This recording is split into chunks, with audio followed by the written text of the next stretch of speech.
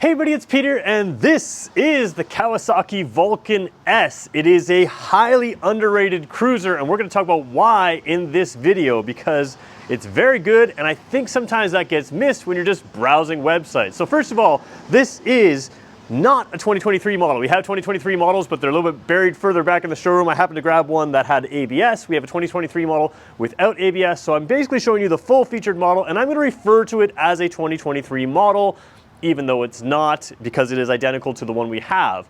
Quick thing as well, if you're interested in this bike, there's no way I could possibly cover everything in this video, but if you want to know more about it, Jim Gilbert's Power Sports here in Fredericton, New Brunswick gives me full access to the entire Kawasaki line, and my hope is with this channel that we can build a community of people where if you have questions, I answer them on video. If you have more questions, you ask them in the comments, and I'll come back to it with more videos to make sure that we get a full overview of everything that you could want to know about this bike. So I want to thank Jim Gilbert's Power Sports for giving me access to this bike. Now let's talk about what this is and why I think it's so good. So first of all, cruisers. A lot of people like them. Let's be honest, you like cruisers because of the style. Now a lot of people like the wind in your hair and they'll say they like riding them, but the reality is some cruisers just aren't fun to ride. And to me, if you're just getting the wind in your hair and the rumble and that kind of thing, that's great. But what I really enjoy about motorcycles is the way they handle. And for me, you're kind of sacrificing that real aspect of motorcycle riding when you get a cruiser that doesn't handle well, doesn't really take on things the way that this one can. The other thing the mistake that people make with cruisers is they look for a massive engine. And those massive engines can be fun. They give you a lot of, just that vibration, that kind of feel, that real connected piece with the bike. And we have that here in the Kawasaki lineup, but the Vulcan 650 is a parallel twin. It gives you less of that rumble, which in my mind can make it more fun to drive, but it also gives you more performance even though it's just a 650 twin. So let's talk about that. This thing is a Ninja 650 engine. That's really what this bike is sort of derived from. And that means that this bike with its 650cc lower insurance number will actually outperform a whole bunch of motorcycles with much larger displacement. It really surprises you because it's got 6-speed gearing that's geared for performance. It's even got sport tires which allow you to take corners a little quicker, and you'll have no trouble keeping up and even going well quicker than other cruisers. And that's one of the keys of this bike. So we're gonna take a really close look at some of the features that make this thing great right now. When we talk about cruisers, a lot of people like the style, of course, but it's also about a riding position. On a sport bike, you're leaned forward with your legs tucked behind you. On something like this, you're sitting there out forward. I gotta be careful what I'm doing here. Sitting there out forward with your feet ahead on the pegs, brake pedal up ahead there. And it's just a different, more comfortable riding position for a lot of people. You sit kind of flat on the seat, and this bike is amazing because it has something called Ergo Fit. So I'm gonna show you a graphic up top. I'm not sure if that graphic makes sense here, but basically you can make a whole bunch of adjustments right from the dealer for things like the foot pegs down here. You can move them to be fit for a larger or smaller rider. Same thing with the handlebar, same thing with the seat. You can get different seat there that you can sort of kind of plug in. So when you buy this bike, you get it custom fit to you. It's advertised as something that fits a whole bunch of people of different sizes, which is true. It really works with people quite short, quite tall. This bike works great for all of that. But what I like about it is you can customize things up for your style of riding. If you want your feet a little bit more further on the pegs, further out, if you want them a little further back, you can do that, and it doesn't matter if you're shorter or taller. So you can customize your fit to make this bike feel like yours, and part of that goes to the idea of what this bike is. This is a sport cruiser. That's what Kawasaki calls it on their website. You can see right here on the graphic, it's under the sport cruiser segment, and that allows you to have full control. And that's what I really like about this riding position is, although it's very cruiser-like, you still feel like you have good control in the bars. You have that nice darty steering that you can dive right into corners. And I say darty not in the sense that it's, uncontrollable, but if you want to dip into a corner in a hurry, that's what this has. And to me, handling is all about safety as well. Sometimes you just want to whip around something. You can do that on this cruiser. You can lean it over, and those sport bike tires make a difference. So riding position, really good. Let's check out the dash before we go around and take a look at some of the components here. All right, take a look at the dash. You can see my reflection there in the tachometer, but I like this because it's just a simple blue backlit dash. It's a simple dash, but it actually gives you a lot of information. Cruisers, you don't want a whole bunch of gauges and other stuff taking up space. Obviously, the engine's not running, so your ABS and your engine light are on. and of course other lights, oil light, neutral light because it's in neutral. But check out some of the features here that you don't always notice. So when we touch the button over here, you're going to see it change to trip A, trip B. That's kind of standard stuff, and a lot of times just odometer. But then you're going through kilometers per liter. I think you can do liters per 100 kilometers as well. Average kilometers per liter, so that's the fuel mileage that you're getting average, and your range in kilometers, which of course is a guesstimate based on how you have been driving, and as well as your odometer there. You also have a big prominent gear shift or gear indicator, so you know exactly what gear you're in, which I think really matters as you're heading into a corner. Being able to glance down, I mean, I get it, traditionalists, you're supposed to just know by feel and where it is on the rev range, and that's true, but being able to glance down and check exactly what gear you're in, I don't care if you're experienced or not, that's a helpful thing to have. Easy, clear to read speedometer there, large font, and super simple. The other thing is I kind of like is, we'll show you on the left side handlebar in a second here, but you do have hazard lights, and you can see that you've got 2 signal lights. Sometimes on cruisers you just have a single light tell you that you're signaling left or right, so this tells you exactly which way you're signaling.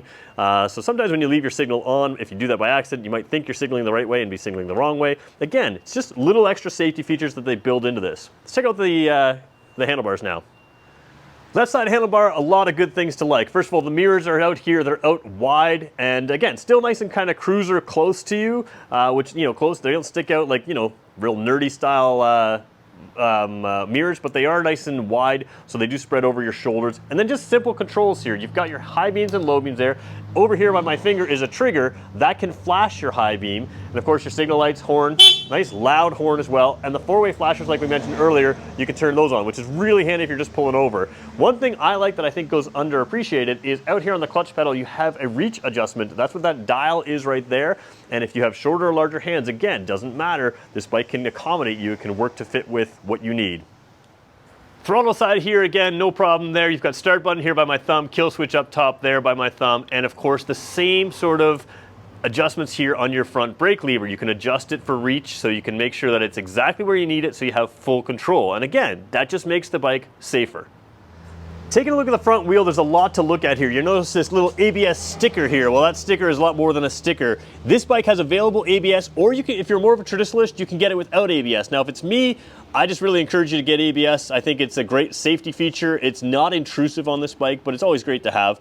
So this little disc down here is what really shows you have ABS. If you have these little dials or these little dots through there, that's how the ABS system reads slippage and everything else. And if you look at the brakes overall, when we're talking about safety here, these are essentially sport bike brakes. They've got drilled rotors, big round. You haven't got the pedal style disc. Kawasaki's moving away from those, but a lot of their sport bikes will have the pedal style disc. So again, you've got that traditional look, that little extra disc there that gives you that ABS function, and then you've got sport tires, and I really think this is underappreciated.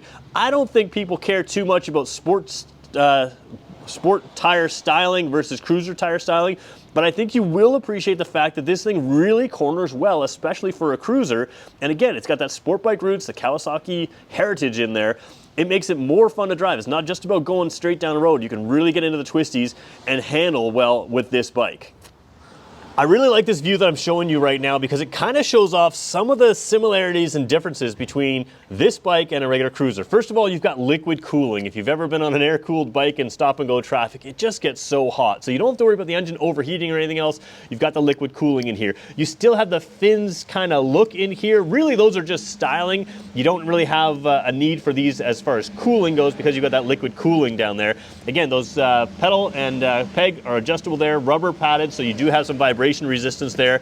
You've got the low slung exhaust. Again, this thing is derived from the Ninja 650 engine. In something like the Versa 650, it comes underneath here as well, but cuts off in more of a sport look. Here you have far more of a cruiser type look.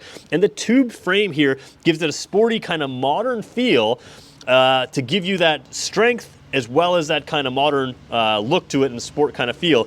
And then you've got this shock down here, much like the Versa 650. You see it from one side, you don't see it from the other side here.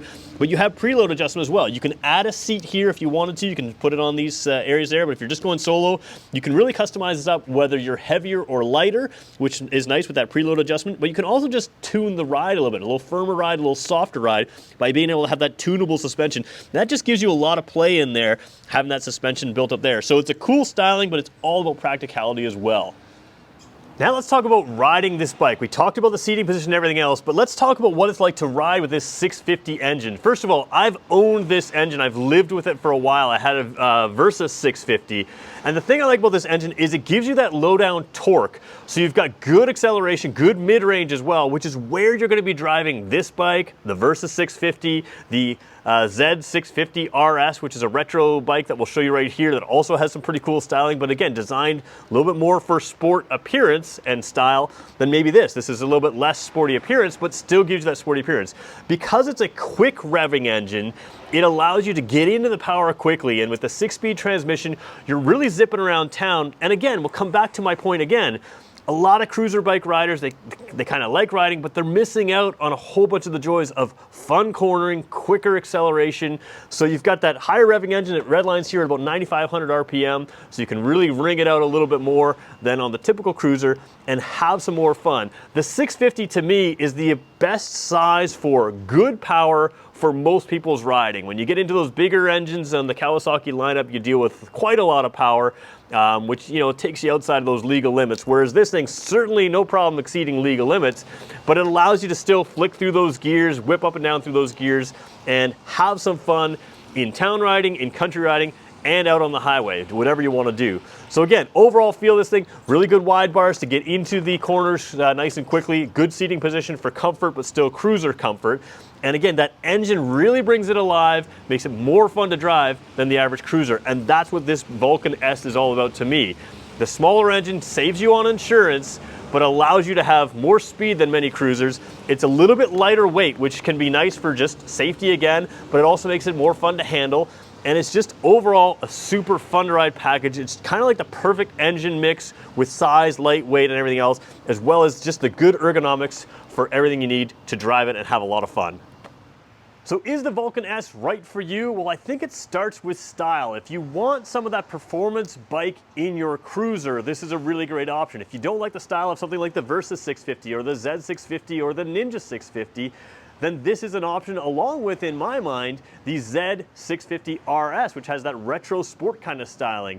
This one, of course, gives you the more cruiser seating position, but still gives you great handling, great acceleration. And what I love is that 650 engine brings you to a lower insurance premium, but also makes it easier to handle walking around the bike like I am now, and while you're driving and while you're riding. So it really gives you a wide variety of rider enjoyment for this style, this seating position, and it's just a great option. Like I said, you can accessorize it up just like any other cruiser. You can add things like seats and other stuff, luggage, all the kinds of things to make this the bike that you want.